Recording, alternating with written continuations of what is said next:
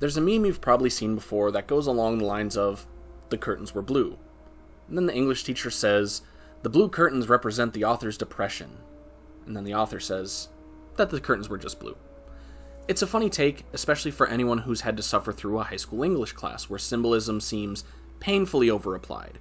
But the meme also hints at a deeper issue, the growing tendency to dismiss interpretation, to reduce storytelling to surface-level action, and to treat art as entertainment rather than a form of communication. Nowhere is this more dangerous than in a universe like Star Wars, particularly the expanded universe, the tapestry of stories that deepened, darkened, and redefined what the galaxy far, far away could be. Dismissing these stories as just pulp, or saying the curtains, or in the case of Star Wars, the lightsaber is just blue, would mean dismissing some of the richest philosophical, political, and psychological commentary in the entire franchise. Today we'll dive into 5 key pieces of Star Wars Expanded Universe storytelling: Knights of the Old Republic, its sequel, The Sith Lords, the Darth Plagueis novel, the Star Wars Republic comic series, and finally, the new Jedi Order novels, to explore themes you'd miss if you only looked at the color of the lightsabers. On the surface, Knights of the Old Republic, KOTOR, is a power fantasy. You start as an anonymous Force-sensitive and rise to defeat Darth Malak. Hero's journey? Check.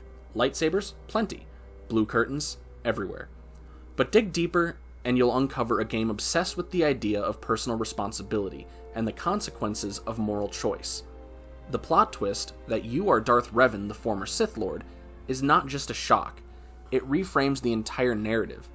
Suddenly, your every choice becomes a kind of moral reckoning. Are you truly someone new, or are you fated to repeat your past? In a just blue curtains read, your redemption is a trope, but a more attentive analysis reveals a meditation on identity. Is Revan still Revan without their memories? What makes someone who they are? Action, intention, or legacy? Your companions echo this ambiguity. Bastila struggles with her attachment to you and the dark side. Jolee Bindo rejects the binary of Jedi and Sith, though he ultimately ends up supporting the Jedi. The game doesn't hand you morality, it asks you to shape it. KOTOR plays with Star Wars archetypes, subverting them in meaningful ways. Cartho Nassi, the loyal soldier, is broken and distrustful. Mission Veo, a street-smart teen, must grapple with the loss of innocence. Even HK-47, a comic relief assassin droid, offers biting commentary on sentient agency and violence. The story invites reflection on memory, guilt, and destiny. If Revan is a blank slate, then the question isn't whether they can be redeemed, but what redemption means when one's sins are forgotten. Is forgiveness earned, or does amnesia grant a clean slate? KOTOR suggests that identity is not static, and it's created through choices, actions, and beliefs. If you say something along the lines of, the Jedi are good, and the Sith are bad, you've missed the point. KOTOR is not about good versus evil. It's about whether people can truly change, and what it means to choose to be better. If Knights of the Old Republic asked what it meant to be good, then its sequel, The Sith Lord, asks a harder question. What if goodness doesn't matter anymore? Developed by Obsidian and written by Chris Avellone, KOTOR 2 is relentlessly bleak. It opens in the ruins of the Jedi Civil War, and you play as the Jedi Exile, a veteran of the Mandalorian Wars who was cast out for choosing to fight the Mandalorians, and who now exists in a galaxy where the Jedi are nearly extinct. Your companion, and eventually antagonist of the story, Kreia, is not a Sith in the traditional sense. She's a philosopher, a critic of both Jedi passivity and Sith aggression. She sees the Force as a kind of god, in a way, manipulative, uncaring, and seeks to destroy it entirely. Now here, if you're looking for blue curtains, Kreia might just be a villain with mysterious motives. But to analyze her is to see a reflection of post-traumatic, existential despair. Her teachings push the player to consider whether the universe has any inherent morality, or whether power and ideology are just stories we tell ourselves to feel control. The game's mechanics reinforce this. Influence over companions doesn't just unlock backstory, it shows how your choices ripple through the lives of others, for better or for worse. No action is clean. Helping one character might doom another. Giving a beggar money might empower someone to steal it from him. The Sith Lords also critiques the Jedi in a way the films never dared. The exile's disconnection from the Force becomes a metaphor for spiritual disillusionment. Her companions are broken mirrors of Jedi ideals. Atten, a killer haunted by guilt. Beoder, a soldier crushed by his own effectiveness. Visas Mar, a seer blinded by her allegiance to nihilism. KOTOR 2 demands that you ask, what does it mean to be good when all goodness has failed? That's not blue curtains. That's a deconstruction of Star Wars itself. It doesn't destroy the mythos, it interrogates it, and by doing so, makes it more human. Moving on to James Luceno's Darth Plagueis novel, which is often said to be a prequel to the prequels, a behind-the-scenes story about the Sith who trained Palpatine, but to read it only as backstory is to miss its deep political and philosophical commentary. Plagueis is obsessed with control over life, death, the Force, and fate itself. He believes the Force is not a mystical guide, but a system to be hacked. He manipulates the galaxy through economics, genetics, and even manipulates midichlorians. He's a technocrat, masquerading as a sorcerer. A surface read might say, this is how Palpatine became Darth Sidious, but a deeper analysis reveals that Plagueis is a critique of rationalist arrogance, the belief that intelligence and control can master everything, including death. Plagueis doesn't understand that by trying to escape death, he lost everything that would make one's life meaningful. His relationship with Palpatine is also rich in subtext.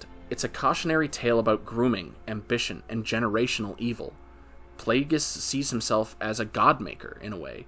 He doesn't realize, though, that he built the instrument of his own destruction. The novel also explores how systems consolidate power. Plagueis funds political movements, collapses bank, and engineers galactic crises.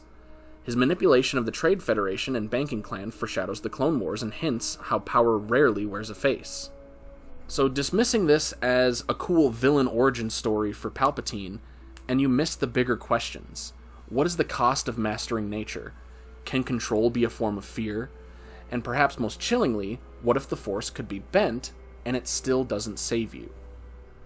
Onward in the timeline, the Republic comic series, which ran from the prequel era through the Clone Wars, is essential reading for anyone who wants to understand how the Republic fell. It's not about one bad day or one Sith Lord, it's about a slow erosion of principle under the weight of war. If you only see the Jedi as cool warriors with laser swords, you might cheer as they lead clone battalions into battle, but this series shows the tragedy of that role. Characters like Quinlan Vos, Aayla Secura, and Ki-Adi-Mundi are pulled apart by conflicting duties. Vos in particular walks a razor's edge between the light and dark sides, embedded with the enemy, manipulated by Count Dooku, and doubting the Jedi Council. His story isn't about winning, it's about surviving a moral collapse. The series also questions the idea of just wars. It asks if fighting for peace inevitably makes you a tool of violence. It shows how the Jedi's detachment from emotion made them blind to the suffering around them, and how the Republic that they were serving had already started to crumble. Recurring motifs, like the Jedi's use of Padawans who could be seen as stand-in for child soldiers, the forced obedience of the clones, and wartime secrecy within the Republic further emphasize the fallibility of everyone involved. It also portrayed many non-Jedi or clones as individuals with names, fears, and dreams. Republic forces readers to confront the ethical rot beneath the action that happened during the Clone Wars. Blue curtains in Republic are war. But one of the largest themes behind that is showing how war can erode away democracy and lead into authoritarianism, like how the Republic fell and was replaced by the Galactic Empire. And the final example for this video is the New Jedi Order, one of the boldest experiments in Star Wars storytelling.